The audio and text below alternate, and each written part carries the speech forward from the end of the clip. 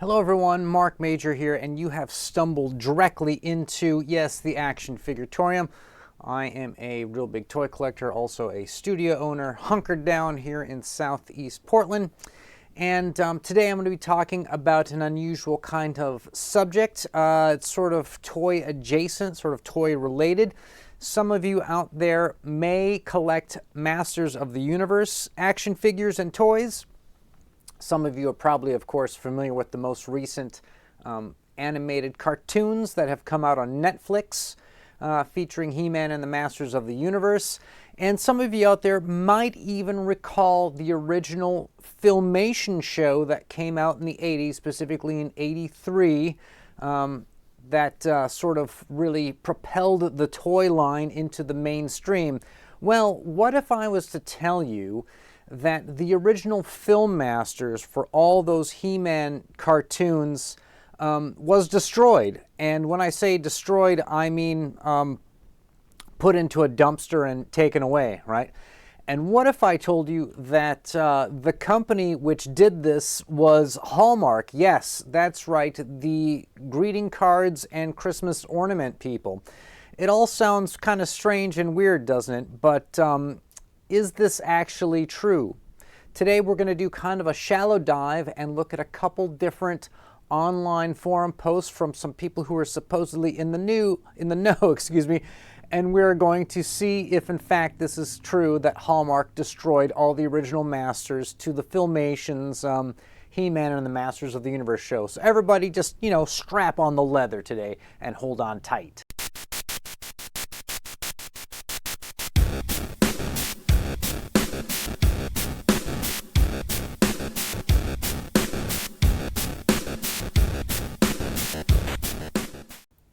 So this story I'm about to tell you is going to come in 3 acts, and I have essentially 3 blog posts to share with each act, and hopefully this will get us to the point where we can draw a type of early conclusion whether or not these original Film Masters were destroyed, is there a possibility that there's ever going to be a release of this material again? So let's do a little backstory on Filmation real quick, right? This is a animated film studio that started sometime in the 60s, early 60s, and they made low-budget cartoons. This is a Los Angeles company, so they didn't outsource any of this. These were like guys at desks drawing and writing stories and doing the voices, all that kind of stuff. It happened right there in California, one of the last American studios standing to do this, right? At some point in the 70s, a company called Westinghouse, yes, the people who make those, home appliances, purchased Filmation, and they were the owners, but the original founders of Filmation still ran the company, right? This was up until about 1989. In 1989, Westinghouse sold Filmation to a European company called Paravision, okay? Paravision is some type of media network that distributed content in Europe, and they were owned by L'Oreal. L'Oreal is a company that makes makeup and hair products. They're also French. So what was L'Oreal doing with Filmation? Well, the first thing they did when they got control of it on February 3rd, 1989, was they closed the studio down. They fired everybody and they shut down the doors, and that was it. And you're probably wondering why they'd do this. And I would assume that they just want the library for their Paravision, but we're going to go now to our first blog post and see just a little bit into this. Let's switch over. Okay, this is from the Animation Guild blog. This is a post from 2016 by a guy named Steve Hulet, who worked at Filmation the very last days. He was a writer. He wrote this animated cartoon called Bugsyburg that never came out. Some people have surmised that it actually eventually resurfaced as Beetleborgs later, but don't know. We've never seen any of the original stuff they worked on. From his post, and this is Last Days at Filmation Part 3, let me just read something. And again, I myself do not like watching YouTubers who just read articles. I think that's kind of boring and weird. However, we all need to come together to Jesus on this and figure out what's going on.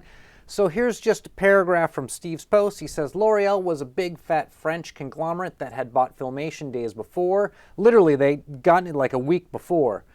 It was an expansive, expanding corporation that specialized in hair care products and makeup. The question of the week was why L'Oreal would buy a Los Angeles cartoon studio in the first place, and why would they buy it simply to close it? But there it was, purchase Filmation, shutter Filmation. Okay, so they shut down Filmation.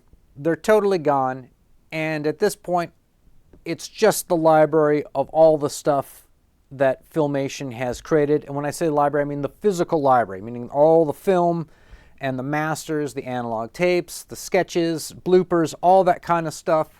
This giant library.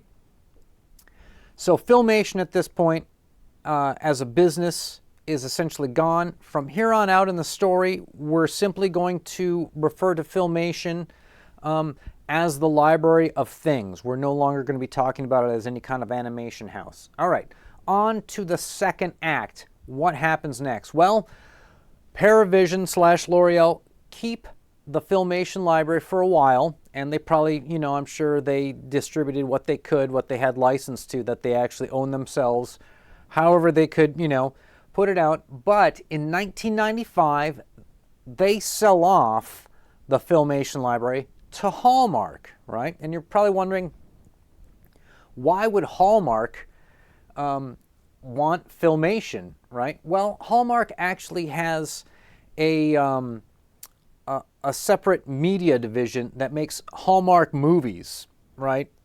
Probably sentimental, holiday-related things that you would see on TV around the holidays, that kind of stuff. Basically sort of Hallmark ads, but in movie form. And this was just more kind of stuff that they could sort of package together with that. So when Hallmark got it, they made it a part of their Hallmark media division, and they ran the Filmation library for a while. Okay. So they had it from 95 until 2004. At this point, Hallmark sells Filmation. It's sold again, and the company that buys it is a company called Entertainment Rights. Okay? Now, another thing you need to realize is that Hallmark is not an American company. It's actually a UK company. Sounds weird, I know. Entertainment Rights gets the Filmation library, and what they find out is that Hallmark had taken the original tapes, right, the film, etc., transferred it to digital, right, and then proceeded to take the original tapes and throw them away, okay? That's what's reported on the internet. But is this actually true? Well, maybe. We're going to go to our second forum post, and this comes from 2007. This is on the Filmscore forums, your soundtrack source since 1990. So this is a board for just people to talk back and forth who are into movie and TV soundtracks and sound scores, okay? So it's a very specific niche group. These are not people that care about action figures. These are not people that care about toys. These are not people that care about He-Man. They care about original film soundtracks, all right? So this is a post by Paul Ettinger, and from February 16th, 2007. And I haven't vetted this person. I don't know who this guy is, but his avatar has a picture of him in kind of a Columbia sportswear looking sort of dad jacket and a horse. So could be a respectable person. But this is what Paul says. Let me read just a bit. I have sad news report for anyone hoping to someday hear Ray Ellis's music for the Filmation shows, including Star Trek, the animated series. That was a Filmation project of theirs. He says, it has all been destroyed. The music existed as late as 2002, but sadly does not exist anymore. The gentleman who informed me of this asked that I keep it to myself, so I cannot provide a source. And here is what the person said to him, he says, I have been talking at length with Redacted, the fellow responsible for the Filmation shows. He told me that before entertainment rights took possession of them, when Hallmark had the rights to the Filmation libraries, they digitized the shows themselves only from the 16mm broadcast prints and deliberately destroyed all the rest, including the 35mm FX masters, raw film clips, bloopers, and everything else that was archived belonging to Filmation. That includes the original music masters as well, right? All of it is gone forever. Hallmark owned the Filmation libraries with actual disdain, okay? So, so there you go. There you have it. Does this mean, of course, that, that this stuff was all destroyed? Well, let's go over to this real quick. This is something that came out in 2016. This is on something called La La Land Records. Don't know what that is. It says Where Soundtracks Live. It was a limited edition 2-CD set, He-Man and the Masters of the Universe. Sold out now, of course, and if you look at the track listings, you'll see that it is all essentially music cues. Music cues are little bits of music that are inserted into TV shows to help with the storytelling. So if there's a part in a show that is particularly sad, they've got some kind of stock sad music they play behind it. If it's something happy, they've got some stock happy music. If there's suspense, there's some stock suspense. You know that, like the trope of the sad trombone? That's actually would be considered cue music back in the day. You know, someone tells a sad joke and then you hear a sad trombone kind of thing, right? So they did an entire 2 discs of, 53 tracks on one disc and 58 tracks. That's a lot of, and they're only a minute long, so that's a lot of musical cues. This came out in 2016. Now, we're going to get back to this because this is an important point. So this is the end of the second act of this. Of course, someone always has to die in the second act. That's the rules. And in this case, it sounds like the second act was all the original library of Filmation that was digitized, right? And sounds like it was poorly digitized. And then they just destroyed all the original masters. And that would include all the He-Man shows. But we have to ask the question, is this really the case? So let's go to our third forum post. And this is from the Internet Animation Database forum. Somebody 6 years ago said, Popcorn Cat says, I've read that when Hallmark bought the Filmation library, they transferred the negatives to television prints and then destroyed the negatives. And so they want to know if that is in fact the case with everything. Now, there was a guy named Bobby Bickert. Again, I haven't vetted any of these people. He claims to be an advanced member. And he says that any of the properties which Filmation did not own 100% themselves, those masters went back to the people who essentially own the copyrights to the characters and situations in them. So, for example, Filmation did a Shazam show. Well, Shazam is owned by DC. DC is owned by Warner Brothers. So all the Shazam stuff went to Warner Brothers, along with like New Adventures of Gilligan Island, right? Tom and Jerry show. That all goes to Warner Brothers. Things that Paramount owns, like The Brady Kids or Star Trek the Animated Series, those tapes would have went to Paramount. Journey to the Center of the Earth, Fantastic Voyage, those are 20th Century Fox, right? Those would have gone back. But there's a bunch of gray area of shows that the person does not know about. All right, let's go down one last post. This is from Super Muppet 64, and this post is only a year old, so this is fresh, people. This is fresh news, right? And this person says, again, I hate reading things in YouTube videos, but it's just fun to all come together and see what's happening. He says, a lot of this info is outdated, created from an old story with holes in it. There is no evidence Hallmark actually destroyed the Filmation masters, but there is no evidence they didn't either. They made their masters from a variety of sources, including the camera negatives and 35mm, not 16mm prints. The bigger the number of millimeter, the bigger the quality. So 16 is better than 8, 35 is better than 16, 70 is bigger than 35. All right. However, this is important, and he actually put it in bold. However, Hallmark absolutely did not destroy older analog tape masters. Analog tape masters means specifically not film, but audio.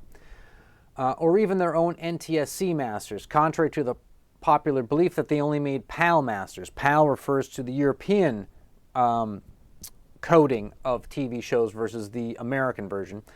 He-Man, She-Ra superfan James Eatock had a brief stint with Classic Media in 2016 and found analog tape masters for He-Man at the UK warehouse where Filmation material lives. He told me their database was very messy and almost nothing was in the right place. A He-Man soundtrack full of audio cues from the original masters was released a few years back. So I showed you on the La La Land website that specific product that this person is talking about. It is a He-Man soundtrack full of audio cues. James Eatock was the guy that went through the Classic Media libraries of the database of stuff, of all the things that they had, which is, you know, Hallmark is a European company, and so all the library from Filmation was eventually transferred overseas to them. It's in the UK now. That's where it lives. At least we know that. And apparently found analog masters, and they put out a CD. However, the question still remains, what about the actual He-Man cartoon shows itself? Sure, they found analog tape with music on it and they released it. Did they find any of the 16mm or 35mm He-Man prints, film prints, right? And if so, are they going to do anything with those? All right, so this is where we are at in the story. And at this point, I have only a few things to say. First of all, it sounds like they probably do exist, but they probably are unsure of what's what. It seems like there's probably a lot to physically go through, and it doesn't seem that there is anything real pressing about it, but it seems like they probably would not have destroyed those because there's a good chance that, that in fact Mattel would have some sort of rights to these He-Man shows, okay, and that they would decide not to destroy them. But it doesn't seem like the tapes made it back to Mattel for any reason. Otherwise, I would have seen some kind of posting from Mattel, who has been making He-Man shows and making not one, not two, but at least 3 different He-Man action figure lines in the last 5 years, right? That if they were doing this, right, because they put out a toy line for the Masterverse, that Kevin Smith thing, they put out a toy line for the little kids CGI thing, and then they did their Origins, which is basically just kind of a re-upping, retooling of the original Masters of the Universe figures, but sort of brought into a little bit more modern of articulation and a little bit more modern sculpting and design, but essentially it's sort of the old style is still kept. You would think that bringing all that stuff out for sale, that they would have also taken the original He-Man show to go along with their Origins line that they have out, and they have not. So this makes me think that, yeah, maybe those tapes do not exist anymore. That's my first thought. The second thought is they just can't find them. Now, here's the last thing I'm going to say is Mattel has its own media division, right? And the whole point of the media division is to take Mattel's properties and make shows and movies out of them. They're responsible for the 2 new He-Man Netflix shows. They're also responsible for that Barbie movie, okay? They're making money. They're doing quite well with these properties. It would seem to me that they would have some sort of leverage. And again, when I say leverage, whoever has the most money gets whatever it is they want, right? Perfect example is Apple Records, which is the Beatles label, allowed Apple computers to exist in the 80s as long as Apple computers didn't make an Apple Music product. Well, fast forward to when Apple has a huge amount of market share in both computers and phones, and they're like this multi-billion-dollar corporation. All of a sudden, the trademark to Apple Music is now assigned to them, and they graciously license it back to Apple Records. So if you're the big fish, if you're the big dog, if you've got the money, you get whatever you want. So Mattel Media could, in some ways, go to the courts and say, look, we were a partnership with Filmation. We shared copyrights on characters. Characters we came up with, we had the copyright. Characters they came up with, they had the copyright. There's some sort of stew going on between us.